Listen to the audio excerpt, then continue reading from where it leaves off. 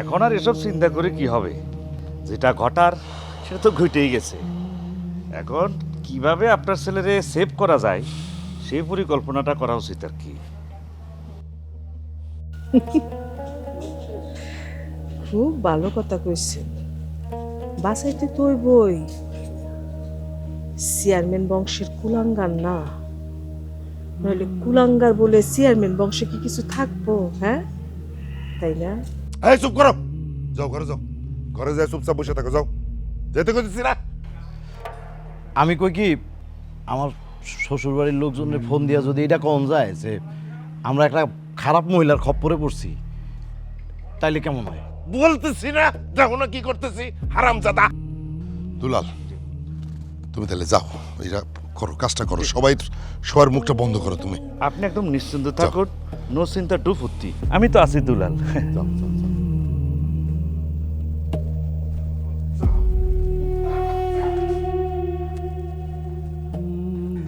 গ্রামের মোড়ে চায়ের দোকান নামটা সবার মুখে, সাক্ষী মফিজ হাটে রে ভাই হাসি লইয়া মুখে। কারে দোষী কারে ভালো কিচ্ছু তাতে যায় না, যে দেয় টাকা মোটা অঙ্ক মফিজ তারি গায় না। সালিশ বসে বটতলাতে চেয়ার পাতে মাতবর, মফিজ গেলে মামলা রং ঘুরে যায় যে রাত ভর। ওই যে আসে সাক্ষী মফিজ, চালাকিরি রাজা, মিথ্যা কইয়া জিতায় মানুষ, হাসে বাজায় বাসা। ওই যে আসে সাক্ষী মফিজ। শোন লালু, আমি যা বোঝা সব বুঝা ফেলাইছি। ওই চেয়ারম্যানে সবাই কিনে ফেলছে। ভাই, তোর কাছে একটা অনুরোধ ভাই, সবাই বিক্রি হলো, তুই বিক্রি হইস না। এইটার বিচার কিন্তু হইতে হবো, এটার বিচার হইতে হবে ভাই। অবশ্যই বিচার হইব। আর ওস্তাদ, তুমি এটা কি কইলা? টাকার কাছে আমি বিক্রি হমু? তুমি ওস্তাদ আর আমি সার্গিত, আমাকে দুজনের খালি এই সম্পর্ক? আমি তোমার ভাই না? হ্যাঁ, আমার যে কি মনে হইতেছে বদরুলের উপরে। আরে তোর এখন কেন শ্বশুর বাড়ি যাই উঠতে হইব? কটা দিন পরে যাইতে। এই সময়টায় বদরুলের থাকা খুব উচিত ছিল। কথা নাই, কওয়া নাই, বলা নাই, ও যে শ্বশুর বাড়ি উঠছে, ও সাথে থাকলে একটা সত্যি তো পাইতাম। আমি তো আয়া পড়ছি ভাই। বদরুল, তুমি ভাবলা কেমনে যে তোমার এই বিপদের সময় আমি তোমার রেখে দূরে থাকুম?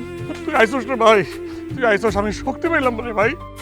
ভাইজান, আপনাকে লগে আমাকে যতই শত্রুতা থাকুক, আপনার এই বিপদের দিনে আমরা কেমনে আপনার ছেড়ে দূরে থাকতে পারি? আমগো উপরে আপনি একটু ভরসা রাখতে পারেন। করে ভাই, ভাই, ভাই তুই তো শুনছস, আমি সব কিছু শুনছি ভাই। হালিম তোর ভাবি রে। আমি সব শুনছি ভাই, সব তোমার নতুন করে আমার কিছু কোয়া লাগবে না। তুমি কোনো চিন্তা করো না, ওই হারামজাদার শাস্তি হয় লাগবে, যেমনি হোক, তুমি কোনো চিন্তা করো না।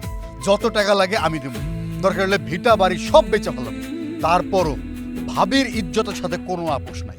আমি ওইটাই কই, বিচার হইব। ভাই তুমি কোনো চিন্তা করো না ভাই, কোনো মন খারাপ করো না, আমরা তো আসছি।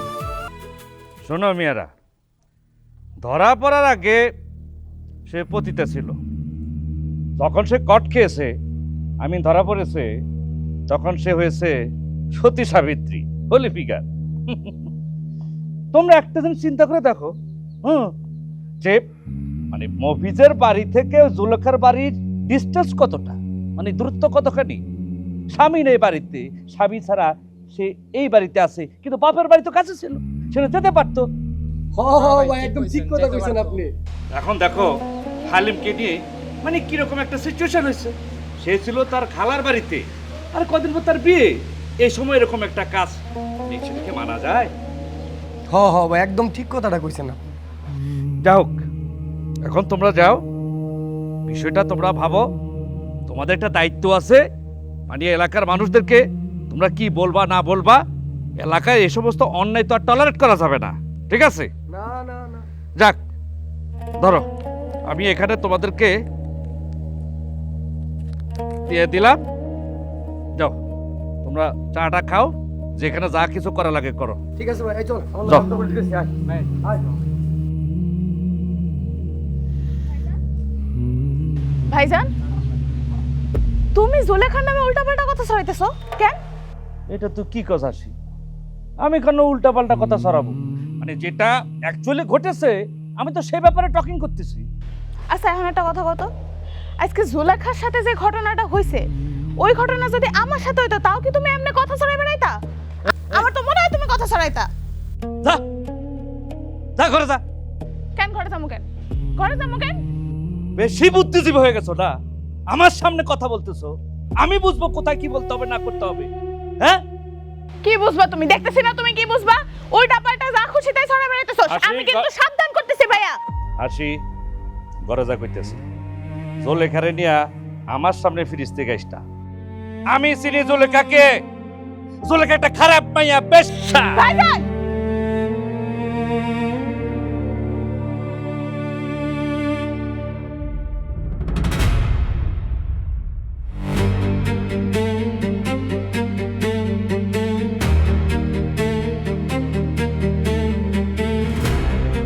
ওরে ওটা কয়ে দিও। চেয়ারম্যান সাহেব আসসালামু আলাইকুম। ওয়ালাইকুম আসসালাম। কি ব্যাপার, তোমরা সবাই একসাথে আমার বাড়িতে? ঘটনা কি?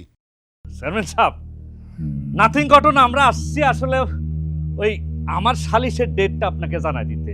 মানে আগামী করলো বিকাল 5 ঘটিকায় আপনার ছেলে জাজমেন্ট হবে। জি, আর পালানোর চেষ্টা করে কোনো লাভ নাই, সারা গ্রামের লোকজন পাহারায় আছে। এই দুলাল, তোমার যে আমি টাকা দিলাম, হ্যাঁ, আমি তো অস্বীকার করতেছি না চেয়ারম্যান সাহেব। টাকা দিছেন, আমি টাকা নিছি। আসলে তখন তো আমি বিষয়টা আন্ডারস্ট্যান্ডিং করতে পারি নাই। পরে তো আমার আইজ ওপেন, আমার চোখ খুলেছে, বিবেক খুলেছে। তখন আমি ডিসিশন নিয়েছি, একজন ফ্লাওয়ার লাভার মানুষ হিসেবে আমি কোনো অসৎ কর্মের সাথে থাকতে পারি না। আমি আপনার সাথে আর নাই চেয়ারম্যান সাহেব। আচ্ছা আমার একটা কথা কও তো, তোমরা কত টাকা বিক্রি হয়েছো? লাফিং ম্যাটার চেয়ারম্যান সাহেব। আপনি মনে হয় এখনো ভুল পথে আছেন। হ্যাঁ, বিষয়টা আন্ডারস্ট্যান্ডিং করতে পারেন নাই। আমরা মানির কাছে সেল হই নাই, আমরা সেল হইছি বিবেকের কাছে। বিবেক আর যাক গে, দুলাল ভাই এত কথাবার্তা বাড়ায় কোনো লাভ নাই। আপনার সাথে আগামীকাল বিকেল 5টায় সালিশে দেখা হবে, ঠিক আছে? এখন তাহলে আমরা যাই, চলো দুলাল ভাই। Let's go. এই এই দুলাল, দুলাল, এই বজরুল, এই এই এই দুলাল।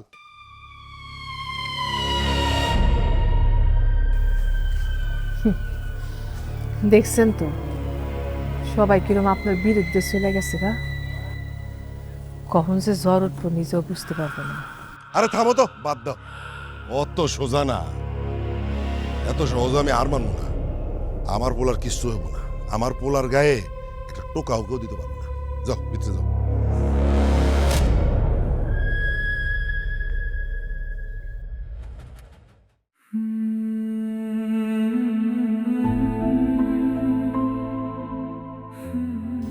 কাইল গ্রামে সালিশ বলবো।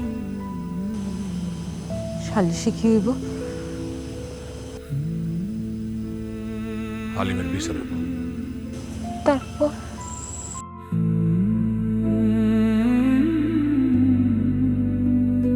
তারপর কি হবে আমি ঠিক জানি না।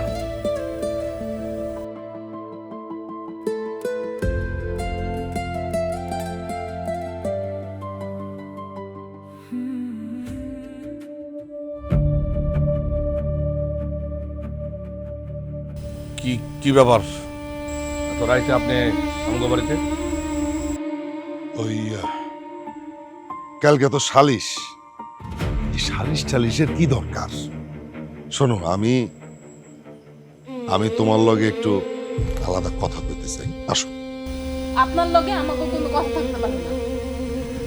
দেখো, এই সমস্ত সালিশ টালিশে কি হয়, খালি বিশৃঙ্খলা তৈরি হয়, আর কিছু না। তুমি এটা একটু রাখো, ধরো না, এটা এইখানে 2 লাখ টাকা আছে। এই ব্যাপারটা এইখানে শেষ করে দাও। আমার পোলার বিয়া কিন্তু আমি এই কারণে পিছাইয়া দিছি। নাও নাও। টাকা দিয়ে ইজ্জত কিনতে হয়েছে। ভাইজান, ভাইজান আমি দেখতেছি। চেয়ারম্যান সাহেব, আপনি মুরব্বী মানুষ, ভালোই ভালোই নিজের মান সম্মান নিয়ে এখান থেকে যান, নাহলে কিন্তু যাওয়ার ব্যবস্থা করুন।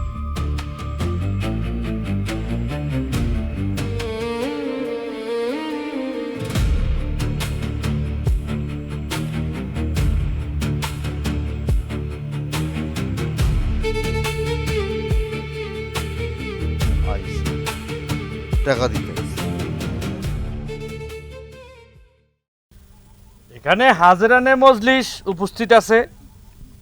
ডিয়ার সিস্টার জুলেখা, মানে ঘটনার বিস্তারিত তুমি এই মজলিসের মধ্যে উপস্থাপন করো। আমি ওই দিন রাতে বাড়িতে একা ছিলাম। রাত তখন বাজে 2টার মতো। মফিজ আমারে ফোন দিয়ে বললো যে সে বাড়ির কাছাকাছি চলে আসছে। এমন সময় আমার দরজা একটা টোকা পড়ে, তো আমি ভাবছি সে বোধ হয়ে চলে আসছে। আমি দরজা খুলতে গিয়ে দেখি হালিম দাঁড়ানো। তারপর সে ধাক্কা দিয়ে করে আচ্ছা শোনো, এই যে হালিম যে তোমার ঘরে ঢুকছিল, আর কোনো প্রমাণ আছে? প্রমাণ আমি নিজে। না মাগো, তুমি কইলে তো আমরা বিশ্বাস করবো না।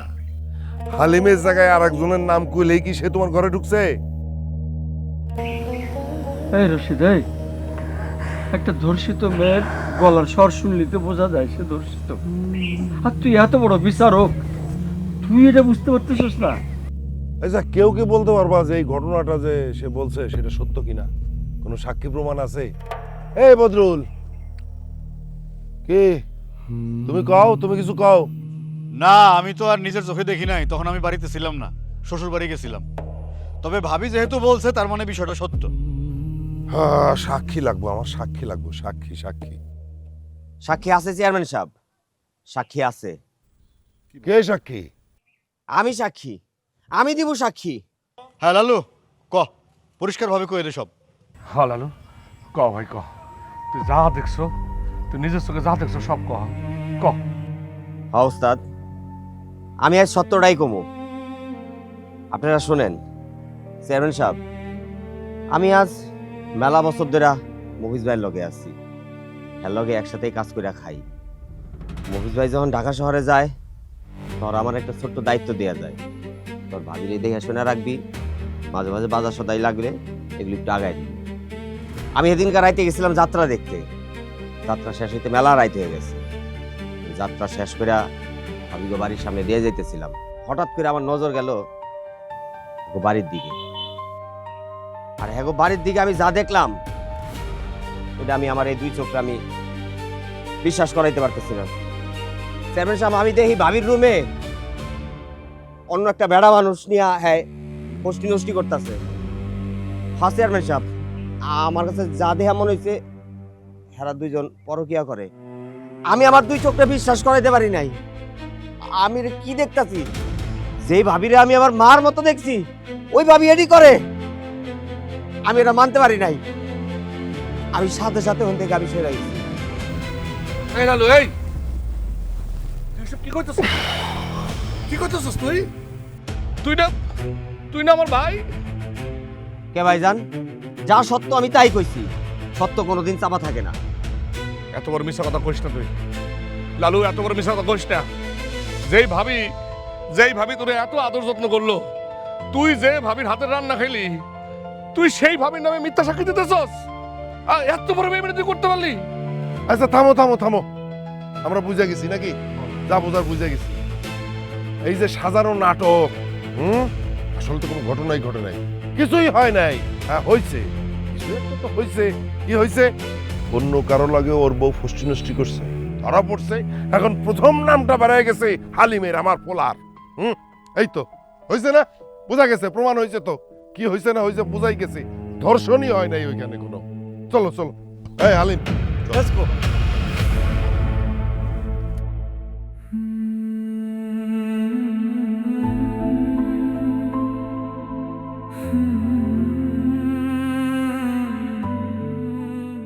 আম্মা আইসো? আসো তাড়াতাড়ি আসো। শোনো আম্মা, আজকে যে আমি কি খুশি এটা তোমার আমি কইয়া বুঝাইতে পারবো না। একেবারে বিচারের শেষ মুহূর্তে আব্বা লালুরে দিয়া সাক্ষী দেওয়ায় আমার বাঁচা ফেলাইছে। হ, নাহলে তো তোর মতো নির্দোষ পোলা কেমনে ফাইসা যেত, তাই না আব্বা? আম্মা, তুমি আমার খামা খাই লজ্জা দিতেছো। আচ্ছা আমার বাপের টাকা আছে না, আমার মতো পোলায় যদি এই ধরনের ঝামেলা থেকে না বাড়িতে পারে তাহলে কে বাড়িব? তুমি আমারে কও। বাপ বলে তো একটা কথা, তাই না? একদম ঠিক কথা কইছো আব্বা। তগো মতো অনেক পোলা অন্যায় করার আগেই যায় না যায়, এখন কিছুই হবো না। বাপের কত টাকা আছে, তাই না আব্বা? আচ্ছা আম্মা এটি বাদ দাও, শোনো আমি একটা শেরওয়ানি কিনছি, সেই হইছে অনেক সুন্দর শেরওয়ানিটা। হ্যাঁ, এই যে দুধ ভাত খাই না আব্বা। এই যে আমি আমি খুব স্বাদ করে আলাদা করে একেবারে মজা করে ক্ষীর দুধ দিয়ে আজকে দুধ ভাত মাহাই নিয়েছে আব্বা। খা দুধ ভাত। দুধ ভাত খাম? হ্যাঁ আব্বা। আচ্ছা আম্মা আজকের দিনে আমার আবার দুধ ভাত খাওয়ান লাগবো কি লিখে? ও এই যে আমি তোরে খাইতেছি, 2 দিন পরে বিয়া করবি না, বিয়া করে তো বই রয়ে যাবি, তাই না? তখন তো মা এরকম আদর করে তোরে খাওয়াইতে পারবো না, এই জন্যে আজকে খা খা খা আচ্ছা, খা ঠিক আছে। খা খা খা করে খা খা দুধ ভাত দাও। খা খা খা। মজা হয়েছে না? স্বাদ হয়েছে না? অনেক স্বাদ হয়েছে না? অনেক মজা হয়েছে না? আম্মা আম্মা কি খাওয়াইছো? কি খাওয়াইছো না? আমার গলা চলতেছে কেন? গলা চলবো কেন আব্বা? আমি তো চিনি দিছি, এই যে চিনি চিনি চিনি দিছি। আম্মা কষ্ট হইতেছে আম্মা।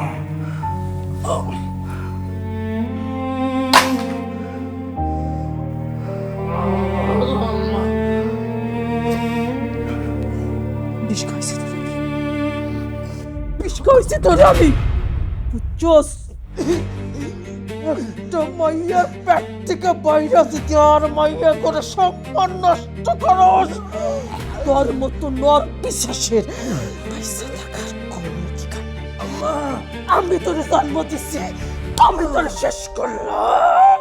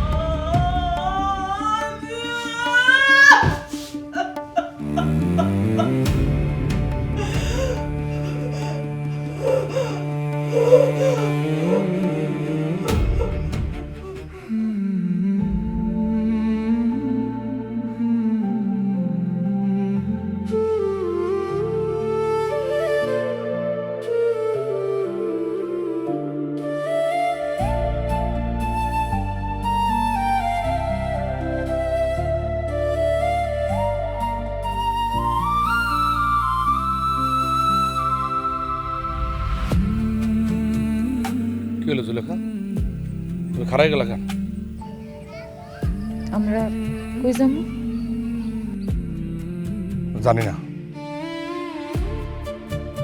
আমরা কই যাবো আমরা জানি না, তাই এমন একটা জায়গায় যাবো যেখানে আমাকে কেউ চেনে না,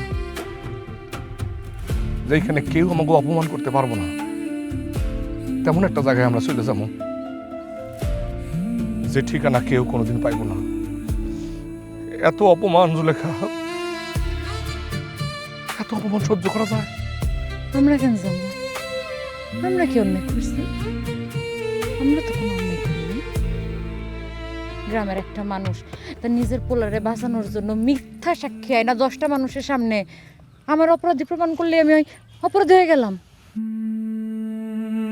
তুমি সাক্ষী মফিজ, তোমার নিয়ে মানুষজন টিটকারি মারলেই তুমি খারাপ হয়ে গেলা?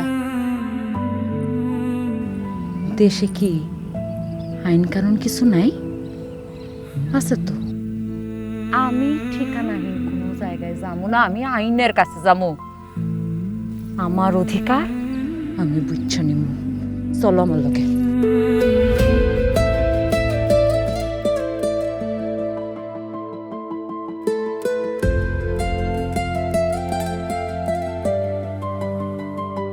হুম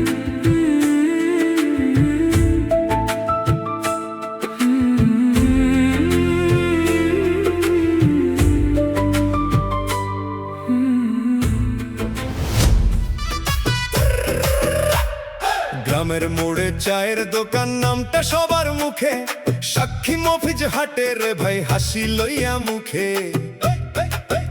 কারে দোষী কারে ভালো কিচ্ছু তাতে যায় না, যে দেয় টাকা মোটা অঙ্ক মফিজ তারি গায় না।